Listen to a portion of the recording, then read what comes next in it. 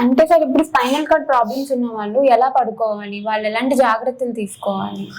ఇప్పుడు cervical spondylitis ఉంది అనుకుంటే వాళ్ళు జాగ్రత్తలు, సర్వైకల్ పిల్లు అని మార్కెట్లో దొరుకుతుందమ్మా, అది పెట్టుకుంటే లావుపాటి దిండ్లు పెట్టుకోవడం ఇట్లాంటివి అవాయిడ్ చేయాలి. చెయ్యి తల కింద పెట్టుకొని ఇలా టీవీ చూడటం, తర్వాత మంచం ఎత్తుపైన తలబెట్టి పడుకోవటం ఇట్లాంటివి చేయకుండా ఉంటే నొప్పి 99% తక్కువగా ఉంటుంది. కొంచెం ఇబ్బందిగా ఉంటే ఔషధాలు వేసుకుంటే సరిపోతుంది. తర్వాత ఇప్పుడు మనకి మ్యాట్రెస్లు కూడా డాక్టర్ మ్యాట్రెస్లు చాలా వరకు వచ్చేసినాయి. సో దాంట్లో పడుకోవడం బెస్ట్. లేదని అంటే మంచం మీద కాటన్ మ్యాట్రెస్ వేసుకొని పడుకుంటే ఈజీగా.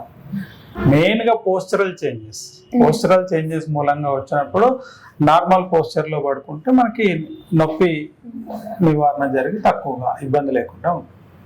అంటే బ్యాక్ పెయిన్ ఉన్న వాళ్ళు ఎక్కువ వెయిట్స్ మోసినా వాళ్ళ పెయిన్ ఇంక్రీజ్ అవుతుంది, చాలా ఎక్కువ అవుతుంది అమ్మా. ఇంకా బోన్ ఒక్కొక్కసారి మొత్తం పక్కకు జరిగిపోయి కదలలేని పరిస్థితులు కూడా రావచ్చు. అందుకోసమని ముఖ్యంగా మేము ట్రీట్మెంట్ తర్వాత మాకు ఉపశమన చికిత్స ఒకటి ఉంటుంది. దాంట్లో మనం ఏం చెప్తామంటే ఏది చేయకూడదు.